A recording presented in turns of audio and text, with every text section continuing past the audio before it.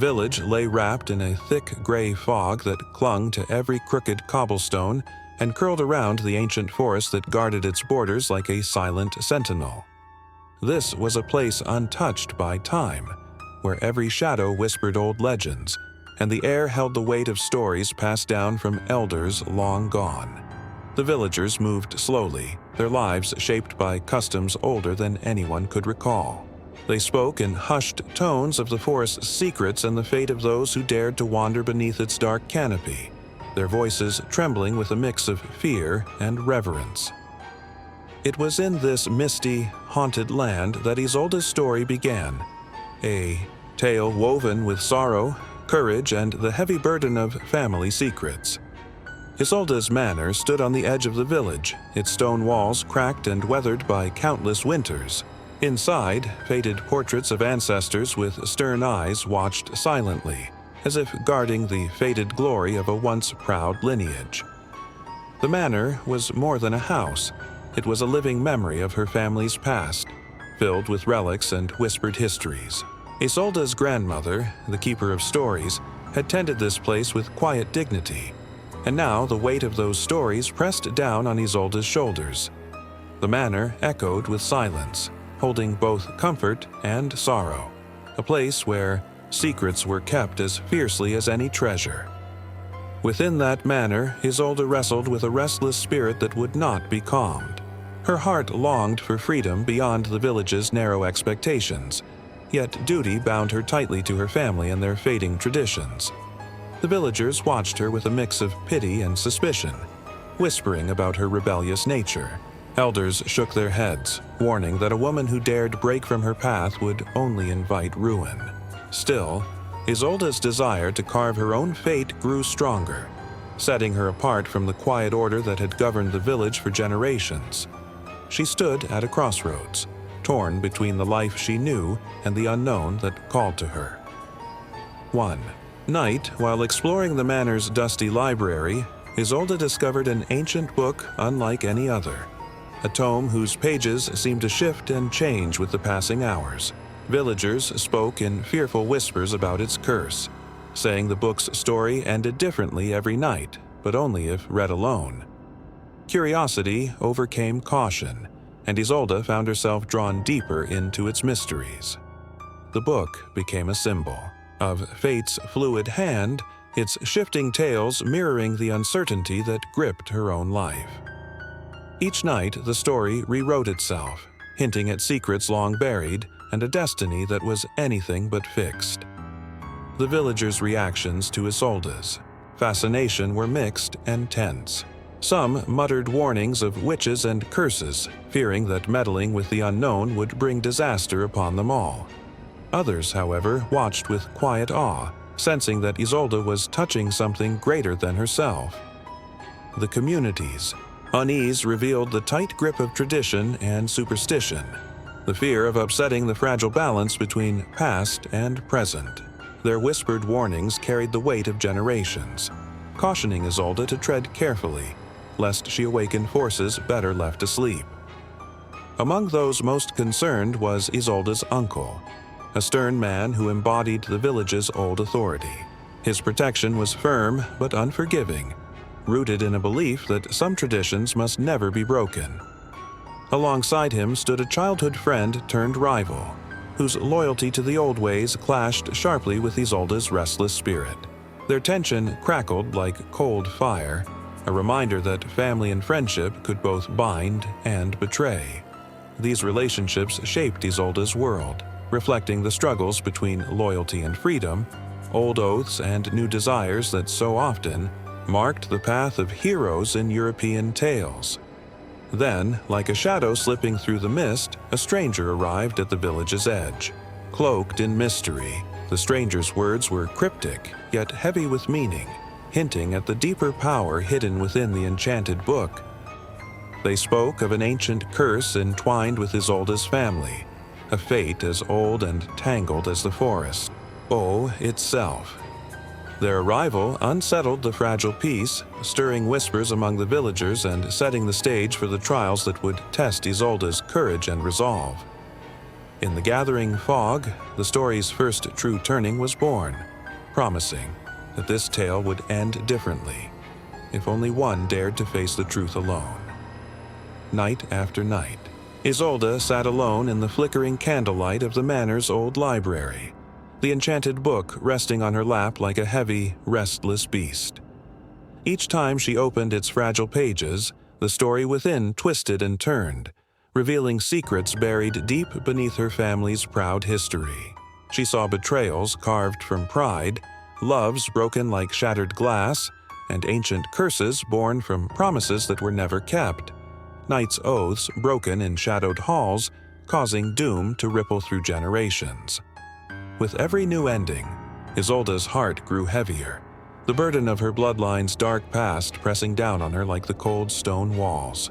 The book was no longer just a curiosity. It was a mirror reflecting the fate she could not yet escape, a fate that tightened its grip with every whispered secret.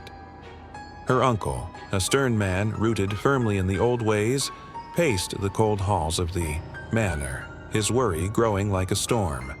He had always been the guardian of tradition, the keeper of family honor, and he saw in Isolde's nightly rituals a dangerous defiance. "You must stop," he warned one evening, his voice rough but desperate. "There are things best left forgotten. To pry into fate invites ruin, not just for you, but for us all." His fear was not merely superstition, but a reflection of the feudal chains that bound their family to a code older than memory. The honor of their line demanded silence, even if that silence meant hiding terrible truths.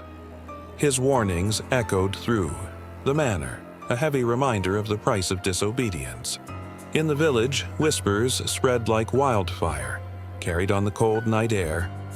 Mothers hushed their children, elders exchanged wary glances, and suspicion crept into the hearts of neighbors who once greeted Isolde warmly. Witchcraft, some muttered. A curse, others warned. The community's fear was a living thing, feeding on every unusual sound and shadow cast by the manor's flickering lights. The old stories told of women who dared to break tradition, only to bring sorrow upon their people. Isolde's secret readings fractured the fragile trust of the village, turning old friends into distant watchers.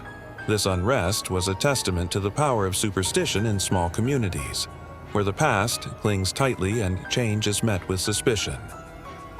One evening, the tension reached a breaking point when Isolde's childhood friend, now a knight sworn to uphold the village's ancient codes, confronted her beneath the twisting branches of the manor's courtyard. His armor caught the moonlight, a shining symbol of duty and loyalty. "Isolde," he said, his voice low but firm, "your actions threaten all we have sworn to protect. You betray the sacred honor of our people." His eyes searched hers, filled with both anger and sorrow. Their words clashed like steel on steel, the battle between her thirst for knowledge and his devotion to order echoing the eternal struggle of freedom versus duty. "You must choose," he warned, "or you will lose everything." Amid this turmoil, the stranger who had appeared in the village cast new shadows upon the story. Cloaked in mystery, he spoke in riddles that hinted at deeper curses rooted in broken chivalric vows made long ago by Isolde's ancestors. "The curse is no mere tale," he whispered one misty evening. "It binds your blood to a sin of oath and honor, a debt unpaid for centuries. Only by a perilous journey, a pilgrimage of penance, can the stain be cleansed and lost honor reclaimed." His words breathed new life into the tale, weaving myth and destiny into the fabric of Isolde's struggle and setting a path fraught with danger and hope. As these revelations sank deeper, Isolde found herself increasingly alone. The bonds that once held her world together began to crack and splinter.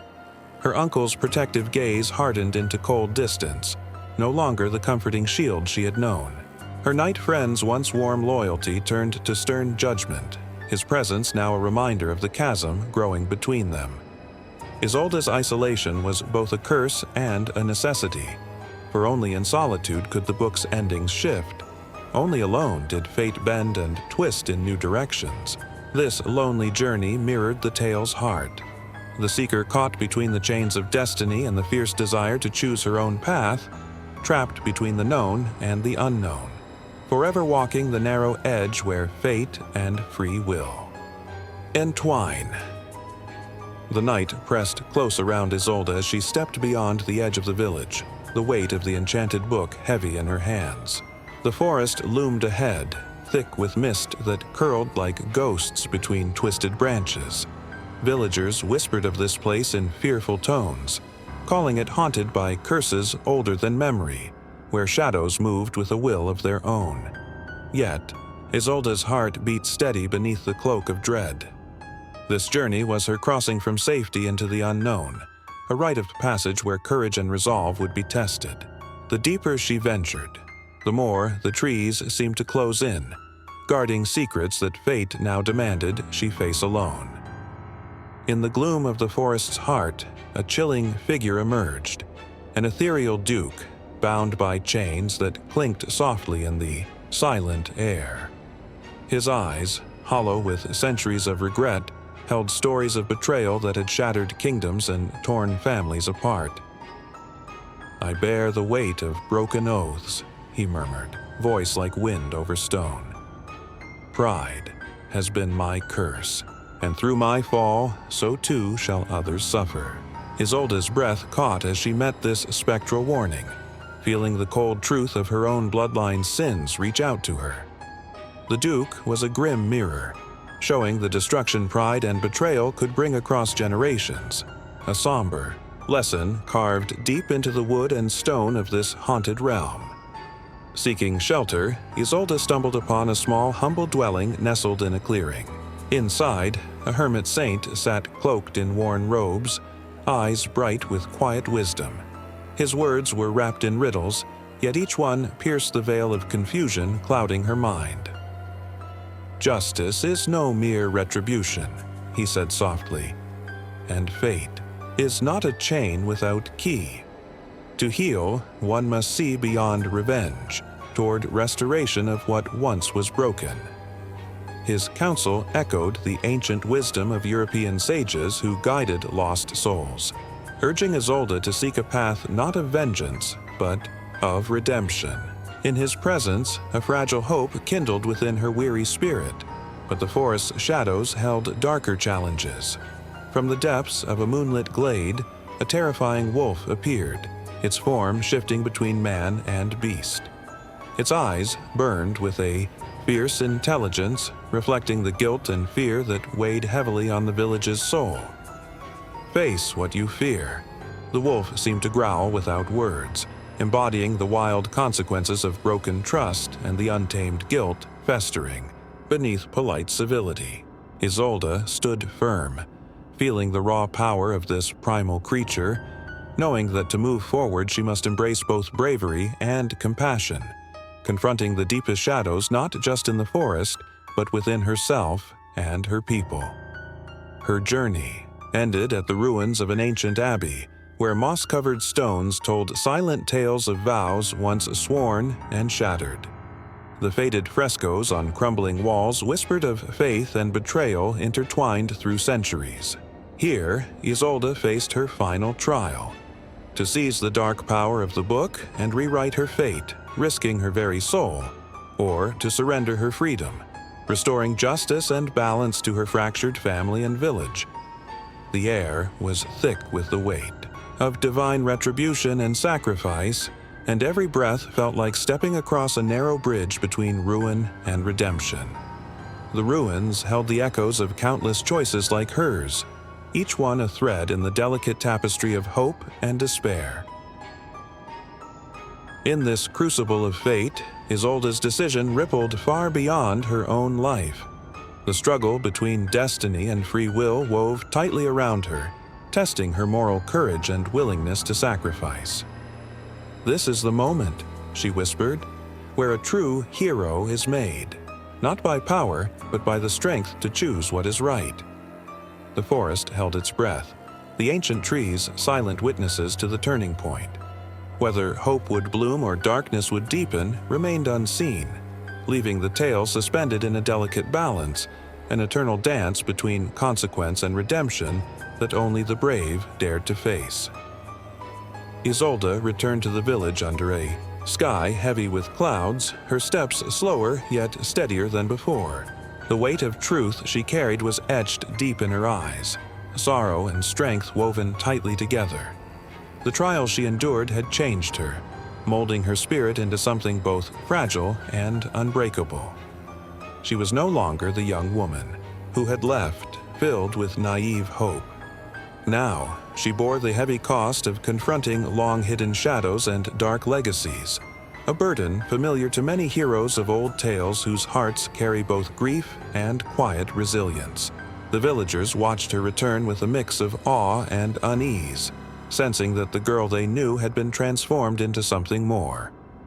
The manor, once a place of whispered secrets and looming silence, stood open now in the morning light, its doors wide as a sanctuary for those burdened by their own unseen chains.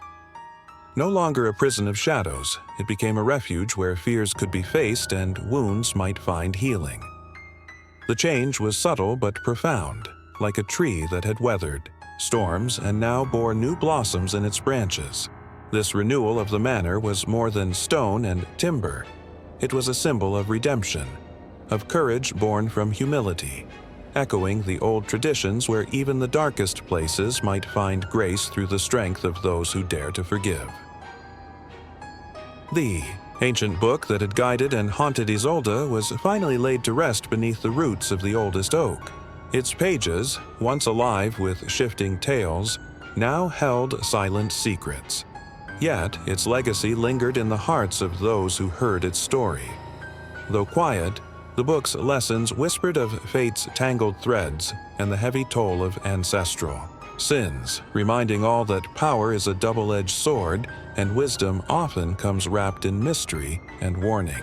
It was a lesson told countless times in villages across the land, a reminder that some truths must be carried carefully, for they shape the very fabric of lives and futures.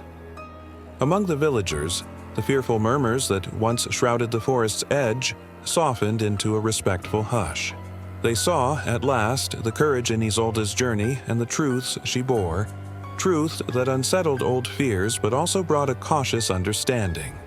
The village, bound by superstition and whispered warnings for generations, began to shift.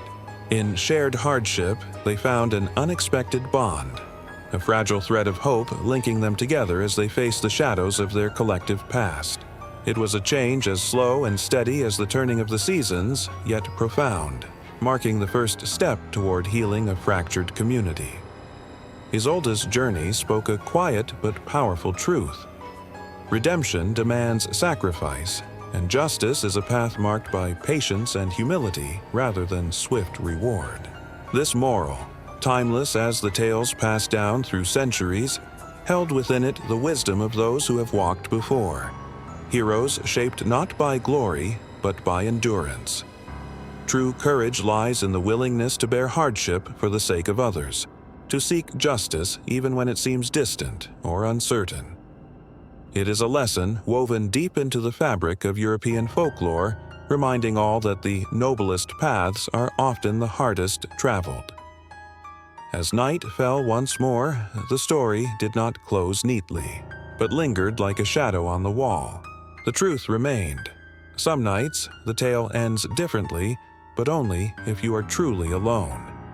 This haunting echo honored the cyclical nature of oral tradition, where every telling reshapes the past and casts new light on the future. Fate, like the twisting forest paths, remains a riddle, one that each listener must face on their own, carrying the power of truth forward into the unknown.